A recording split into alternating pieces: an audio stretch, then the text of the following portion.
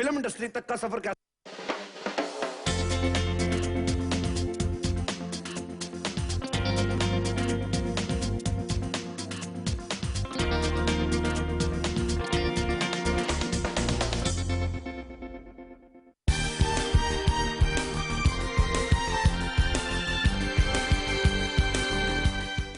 Lemon news में आप सभी का स्वागत है। मैं हूं सैयद सलमान और आप देख रहे हैं फेस टू फेस।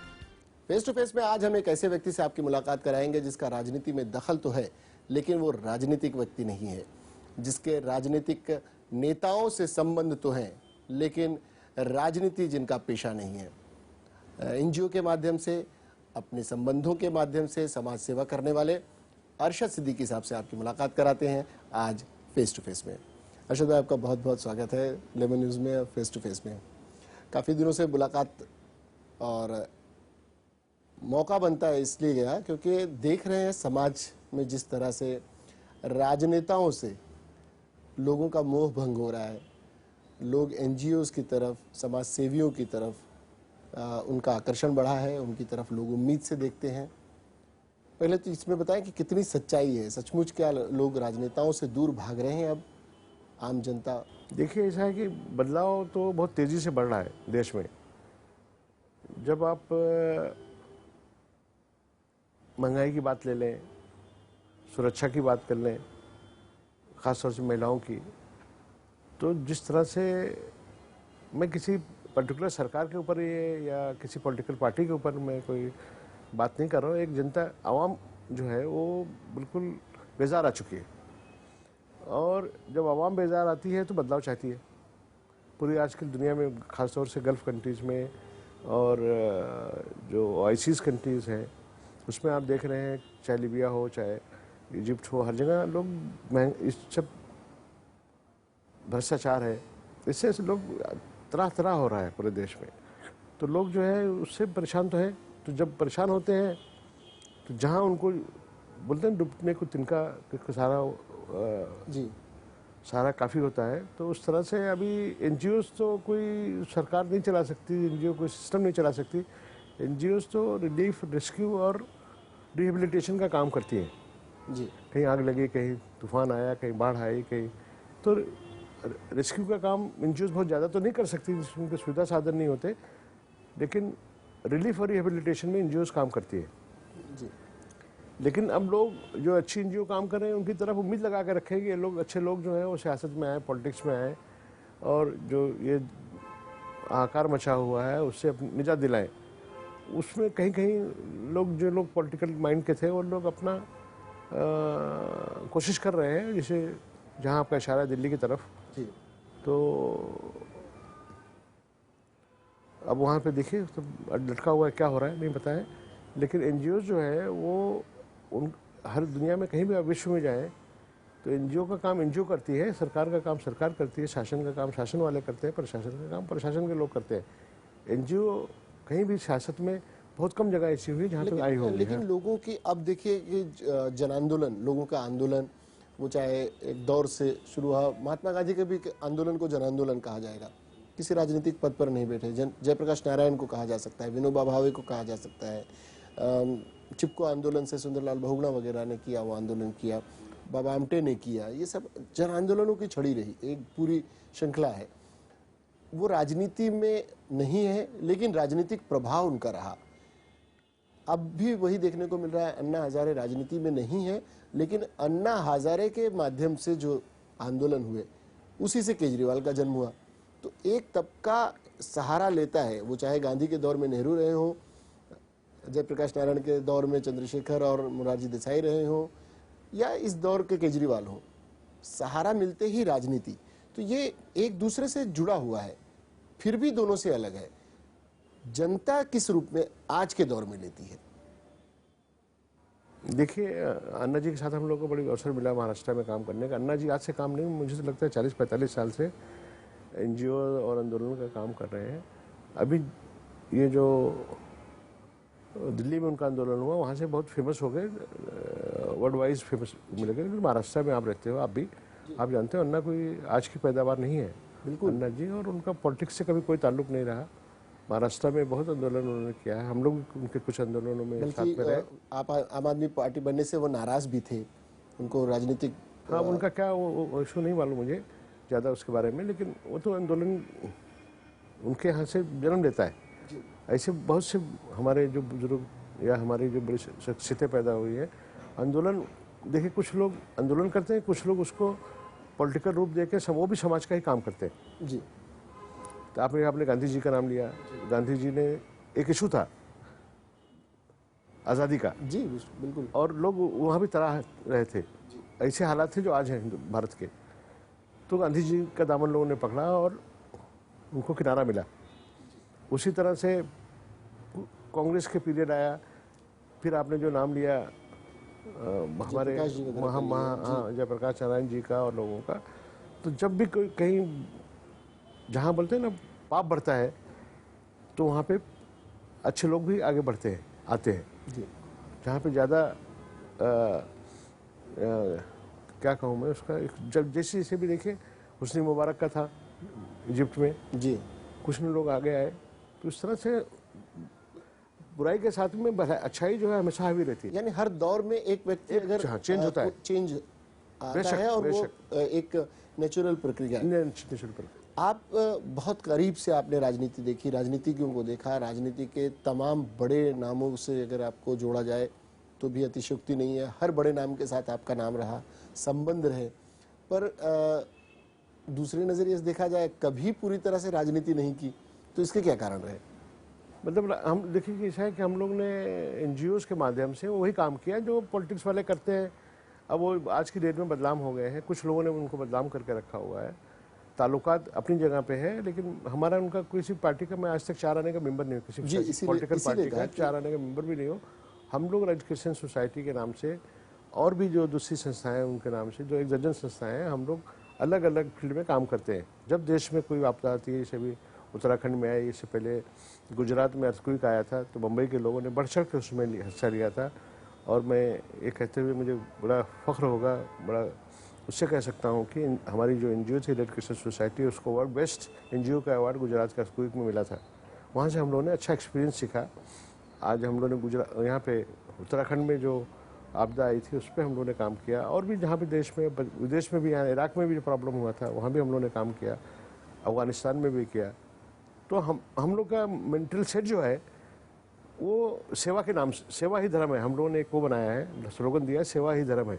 जी, हम अपने दर्शकों को बता दें कि red crescent society of India, जिसके चेयरमैन है अर्शद सिद्दीकी साहब, एक ऐसा एनजीओ है जो जिन घटनाओं का जिक्र कर रहे थे, गुजरात की त्रासदी रही हो या फिर उत्तराखंड का प्रकोप रहा हो, हर जगह पर रेड क्रिसेंट के माध्यम से मदद पहुंचाने का काम किया। आज के कार्यक्रम में अर्शद सिद्दीकी साहब को बुलाने के पीछे का मकसद ही यही था कि कई एनजीओज जब काम करते हैं, राजनीतिक वर्चस्व वाले इस सिस्टम में एनजीओज चलाने की अपनी परेशानियों के बावजूद कोई पीछे हटता नहीं, और लोग तभी उनकी तरफ आकर्षित होते हैं, चाहते हैं कि ऐसे लोग भी इस दशा दिशा को बदलने का काम करें। ऐसी परिस्थितियां बनती है। अर्शद साहब, उत्तराखंड में जब आया, जिस तरह का प्रकोप आया, आपको हमने देखा, अपने यहाँ से दवाइयाँ, पूरी टीम, ये सब रवाना की। इसमें सरकारी कितना हस्तक्षेप होता है, कितनी मदद मिलती है? क्योंकि बहुत सारे लोग ऐसे हैं जो चाहते हैं कि बड़े एनजीओ से जुड़े काम करना चाहते हैं, पर अपनी अपनी सीमाएं हैं, आकर्षण उनका राजनीति की तरफ होता है, और आप इतने राजनीतिकों के करीब रहकर भी उस आकर्षण से दूर रहे। तो कितना सरकारी मदद, सरकारी प्रलोभन, सरकारी अड़चन, काफी कुछ आती होगी ना? बिल्कुल नहीं आती। ऐसा है कि देखिए, आपका इरादा अगर मजबूत है और अच्छे और नेक इरादे से आप अपने घर से निकलेंगे, तो आपको हर जगह मदद मिलेगी। अगर आपकी नीयत ही खराब होगी तो कहीं मदद नहीं मिलने वाली है। हम लोगों ने आज 30 साल हो गया है एनजीओ का काम कर रहे हैं। आजकल उत्तर प्रदेश में हम लोग फोकस कर रहे हैं, लखीमपुर है, सीतापुर, जो तराई का इलाका है, बाढ़ पीड़ित है, वहाँ पे हम लोग काम कर रहे हैं। वहाँ पे हमेशा जो है, कभी सपा, कभी बीएसपी की सरकार, किसी ने कोई अड़चन नहीं मारी, बल्कि लोगों ने मदद किया है। मतलब हमको जहाँ आवश्यकता हुई, अभी हम लोगों ने लास्ट वीक में कैंप किया, 30,000 लोगों का medical free camp, x-ray, lab, दवाएं सब फ्री दिया है। तो सब लोगों ने सपोर्ट किया, वहाँ के शासन प्रशासन ने सपोर्ट किया। आप अच्छे इरादे से निकलेंगे, कभी कोई जब आप उम्मीद रखेंगे सरकार हमारी मदद करे तो तब जाके वहाँ पे आपको अड़चन आएगी। आप खुद निकलेंगे और खुद आगे बढ़ेंगे तो सब लोग मदद करेंगे। तो कुछ लोग अगर ऐसी बात कह रहे हैं तो मुझे नहीं लगता, हम लोगों को तो आज तक कहीं ना उनसे सपोर्ट मिली है, बल्कि मांगा है तो मिली है, नहीं मांगा है तो उन लोग खुद से नहीं आके देने को आए, और ना कहीं तकलीफ दिया उन्होंने कहीं भी आज तक, चाहे गुजरात हो चाहे इराक के मसले में तो पूरे प्रदेश ने हम लोग का हाथ में हाथ मिलाया। आपने देखा था आज़ाद मैदान में जी जी सब पार्टियों के नेता, सीएम, डीएम, पीएम सब लोग आए और सब लोगों ने सराहना की। सब लोगों ने जहाज़ दिया फ्री, एयर इंडिया ने दवा भेजने के लिए, सब लोग एयरपोर्ट पे दवाएं भेजी गई, पूरा चाइल्ड प्लेन से लोग गए, डॉक्टर गए, तो कहीं कोई दिक्कत नहीं आती। सब लोग देखिए, ऐसा है कि एनजीओ का काम है सेवा। अगर सेवा की भावना से आप निकलोगे तो आपको कहीं कोई तकलीफ नहीं आएगी, लेकिन अगर आपकी भावना में कुछ जरा सा भी डिस्टर्बेंस है तो आपको तकलीफ तो आने वाली है, चाहे कोई भी काम में हो, कोई भी बिजनेस हो, कोई भी कारोबार हो, सियासत हो। अगर आप अच्छी सियासत करोगे तो हमेशा अच्छे कहे जाओगे, जरा सा भी आप स्लिप हो गए तो आजकल मीडिया इतना विजिलेंट है कि मीडिया पकड़ती है, लोग पकड़ते हैं, लोग भी विजिलेंट हो गए हैं। तो जो भी काम आप ईमानदारी से करेंगे उसमें आपको सक्सेस मिलेगी, चाहे वो आप कोई भी काम करते हो। एनजीओज बनाना बड़ा आसान होता है, उसे चलाना बड़ा मुश्किल होता है। अव्वल उसमें लोगों का, सेवाभावी लोगों का जुड़ना, कितने लोग जुड़ते हैं। बहुत सारे ऑर्गेनाइजेशंस ऐसे होते हैं जिनके साथ जुड़ना और फिर उसे तोड़ना, और फिर उस एनजीओ के माध्यम से बहुत सारी प्रक्रियाएं चलती हैं।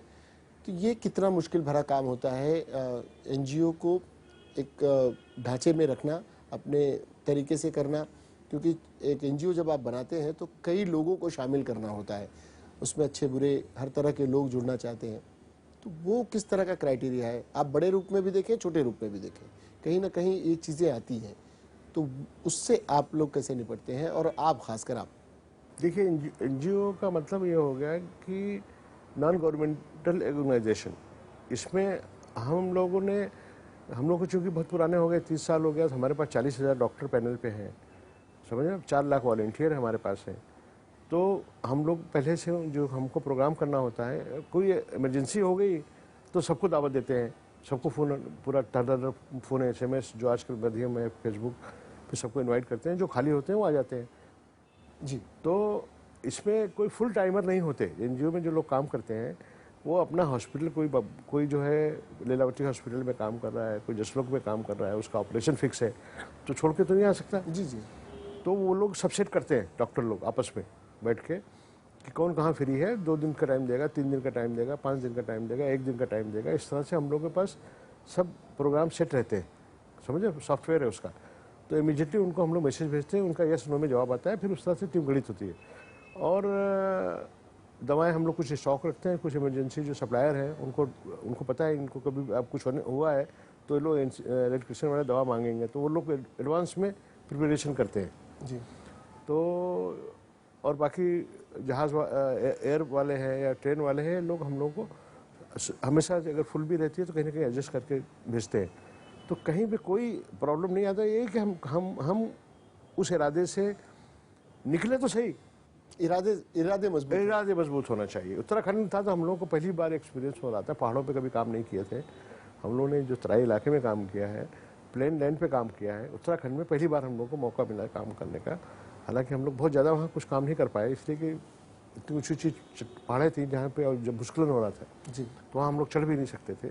और अच्छा, हमारी जो मिलिट्री के लोग हैं या आर्म फोर्सेस के लोग हैं बहुत अच्छा काम कर रहे थे, तो हम लोग दवाएं, कपड़े जो लेके गए थे उन लोगों को हैंडओवर किए, जहाँ तक हम लोग पहुँच सकते थे वहाँ पहुँचे, जहाँ तक हम लोग दवाएं ट्रीटमेंट कर सकते थे प्लेन में वहाँ किए। ऊपर से हम लोग चढ़ नहीं सकते थे, पहाड़ टूट के गिर रहे थे, समझ रहे आप। ये मिलिट्री वाले हेलीकॉप्टर से जा रहे थे, समझ रहे आप। तो और वो लोग भी बड़ी, मतलब उन्होंने जो काम किया मैं उनको सलाम करता हूँ। मैं तो कहता हूँ कि ये फौज जो है हमारी, वो हमारे जो सिक्योरिटी फोर्सेज हैं उनको, उत्तराखंड का मैं काम देख के मैं उनको सलूट करता हूँ। पर जिस एनजीओज, स्वयंसेवी संगठन, राजनीतिक, सब कहीं ना कहीं एक दूसरे से मिले जुले भी हैं और दूर भी हैं। आपके अपने परिवार के मुखिया एकदम दूर राजनीति में रहे हैं, MP रहे हैं, 2 बार राजनीति में हैं। आप इतने संबंध रखने के बावजूद ऐसी क्या चीज़ थी कि राजनीति से अपने आप को दूर रखा? उधर सोचा ही नहीं कभी, इसीलिए तो जानना चाह रहे हैं क्या उस तरफ क्या जो चीज है रही। सोच गई नहीं। इसलिए कि हमारे फादर जो मुखिया आपने बताया हेड है, वो पार्लियामेंट का इलेक्शन लड़ते हैं और 2 बार एमपी रहे, 2 बार बहुत कम 2500 वोटों जी से जी। हारे हैं।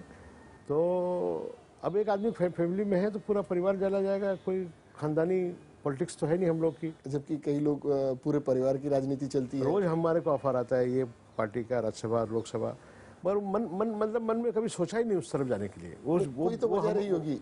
कोई वजह नहीं है, कोई उससे मतलब ऐसा चिड़ भी नहीं है। इसलिए कि हम लोग को अगर सेवा का काम करना है तो वहाँ भी बैठ के कर सकते हैं, लेकिन इतना उसमें दलदल हो गया है। अच्छा भी काम करने जाओ, अगर अभी अभी हम एनजीओ की बातें से कही जाते हैं तो लोग इज्जत देते हैं।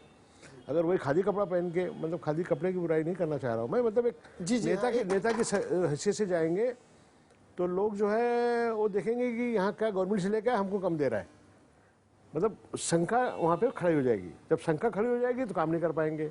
अब तो ये है कि इनके दोस्त लोग सब और जो मुखैर लोग हैं या जो लोग दान देते हैं उन लोगों ने जमा करके भेजा है और अच्छी नीयत से हमको देखते हैं। किसी गरीब के घर पे जाते हैं तो बैठाता है, चाय पानी पूछता है। जिस दिन नेता का थप्पड़ लग जाएगा तो वो बेईमानी समझेगा और समझेगा कि लूट का मार है, लूट लो। अभी हमारे यहाँ मतलब एनजीओ में ये लूट मार का काम कम हो रहा है और लोगों को आज भी एनजीओ के लोगों की इज्जत बढ़ती जा रही है। आज के समाज में पॉलिटिशियनों से ज़्यादा मुझे लगता है कि जो लोग सेवा का काम कर रहे हैं। अभी आप समझे कि आम आदमी की भावना है, जो आपकी भावना है, वर्षों से राजनीतिक परिवार में रहते हुए भी राजनीति से आपने दूरी इख्तियार की हुई है। लोगों की भी यही धारणा है, राजनीतिज्ञों से मोह भंग हो चुका है। ऐसी परिस्थिति जब आए तो क्या सारे राजनीतिक सवालों के कटघरे में होते हैं या फिर चंद लोगों की वजह से ये पूरा मुआशरा उस पर सवाल उठाया जाना चाहिए? देखिए, कहीं भी समाज में सब लोग तो खराब नहीं होते, लेकिन कम लोग खराब होते हैं और उसकी आवाज़ लोगों को कान तक पहुंचती है, लेकिन लोगों को आशा नहीं रहती कह रहे ये आदमी ये काम करेगा। जब वो पकड़ा जाता है, नहीं समझे आप, जैसे अभी कोई आपके मीडिया के कोई साहब थे, देखिए ये जो बलात्कार चल रहा है या जो महिलाओं के साथ अत्याचार चल रहा है वो आम आदमी करता है तो इतना ज़्यादा उस पर असर नहीं पड़ता है, लेकिन कोई आइकॉन होता है, कोई मेंटर होता है तो लोगों को बड़ा दुख होता है कि यार इससे उम्मीद नहीं थी। जी। तो पॉलिटिशियनों को लोग उम्मीद से जिताते हैं, इतना वोट देते हैं, इतना उनके वर्कर होते हैं, पार्टी उनको सेलेक्ट करती है। जब वो कोई गलत काम करते हैं, भ्रष्टाचार करते हैं या कुछ भी करते हैं गलत काम, तो उसका समाज में नेगेटिव इफेक्ट बहुत ज़्यादा होता है। इसीलिए जो संधि लोग होंगे, मैं नहीं कहता हूँ सब लोग खराब हैं, लेकिन इतना नेगेटिव असर गया हुआ है कि पॉलिटिक्स के नाम पर लोग जो है, अभी मैं तो कह सकता हूँ कि लोग नफरत करने लगे।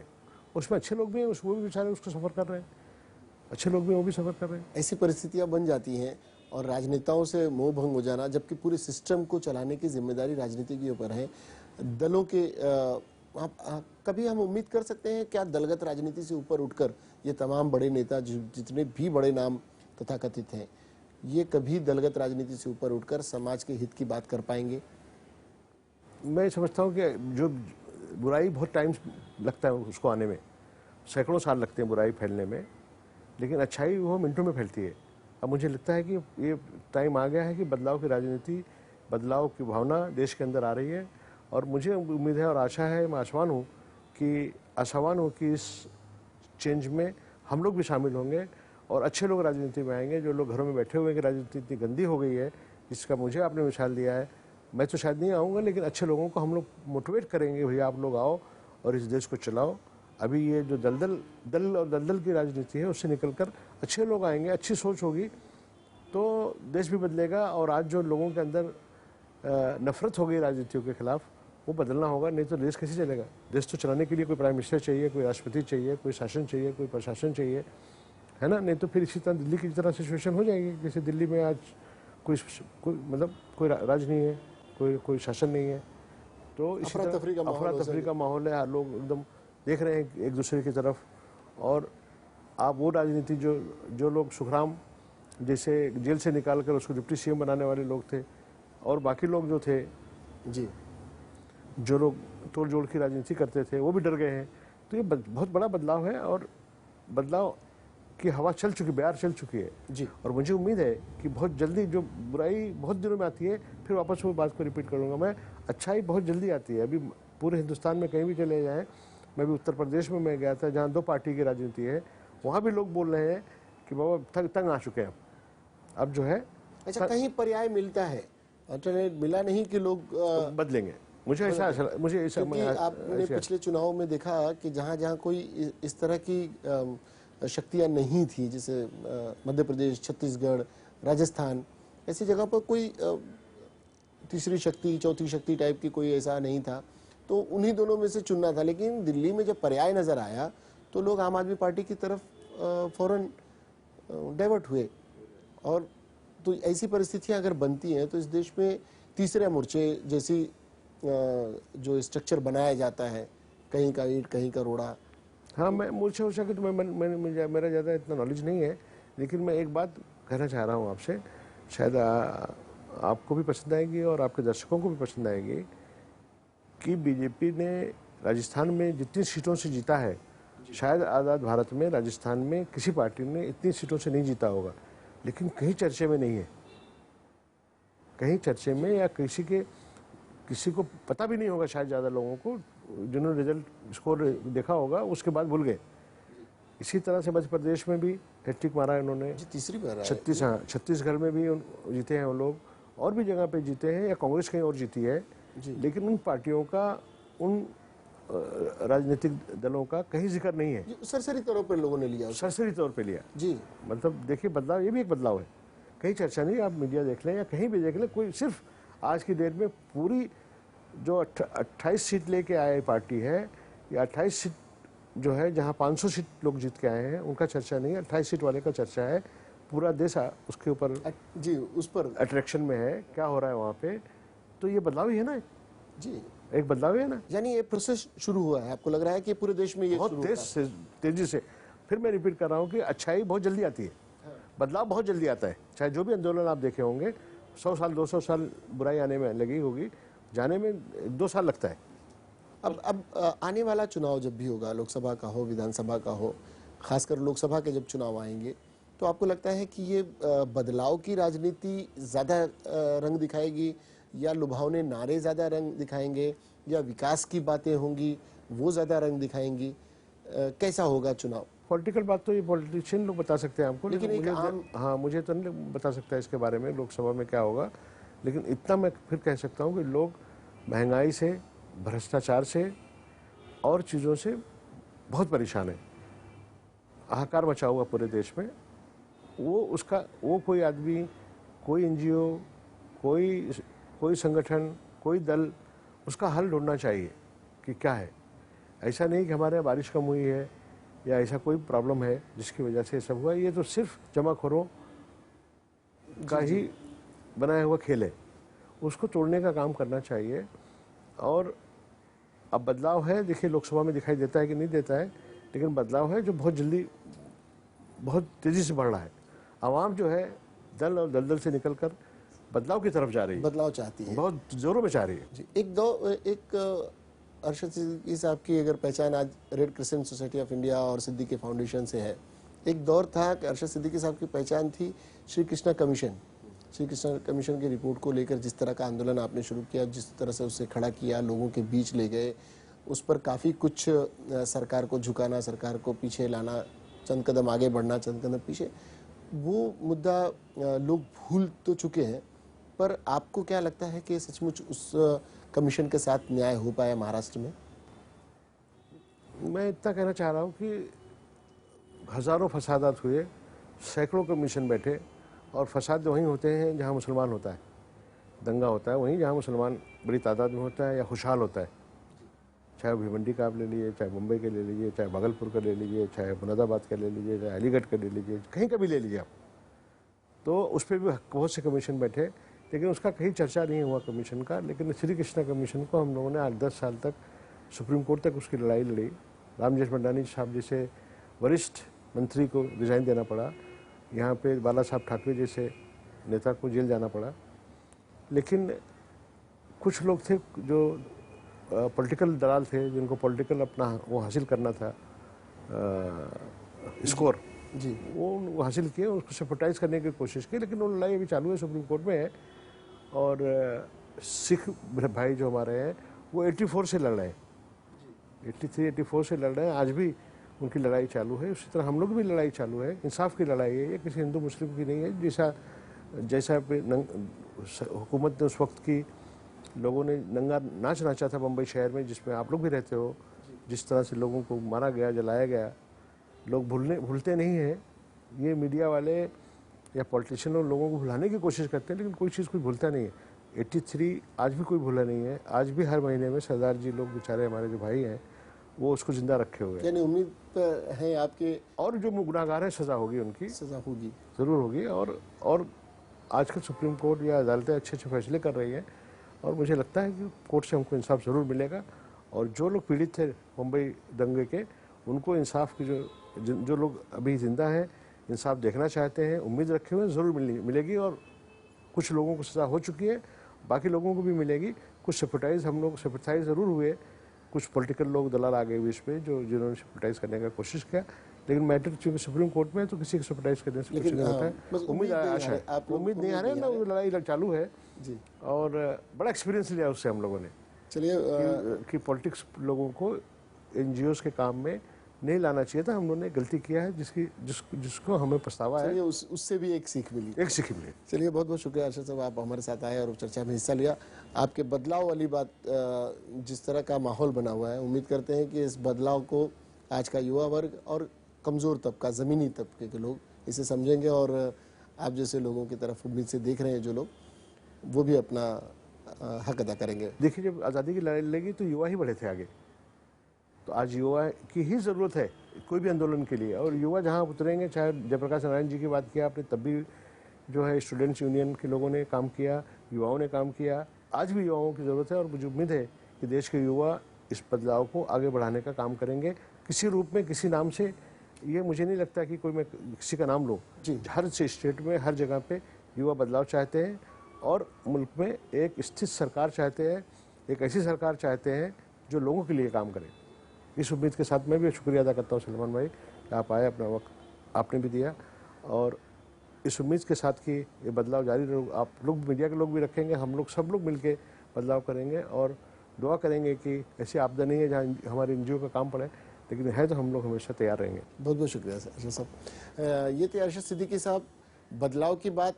और देखते हैं आने वाले दिनों में आम आदमी जो सोच रहा है, आम आदमी यानी कॉमन मैन जो सोच रहा है, क्या वो अपने जो भी फैसला लेता है वो कितनी दूर तक जाता है और कितना कामयाब होता है। फिलहाल के लिए फेस टू फेस की पूरी टीम को दीजिए इजाज़त। देखते रहिए लेमन न्यूज़।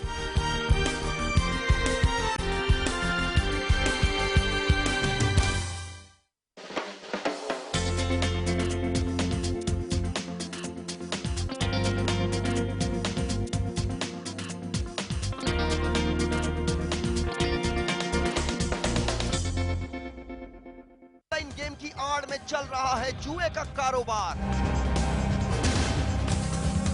पुलिस की छत्र छाया में चल रहे हैं जुए के अड्डे।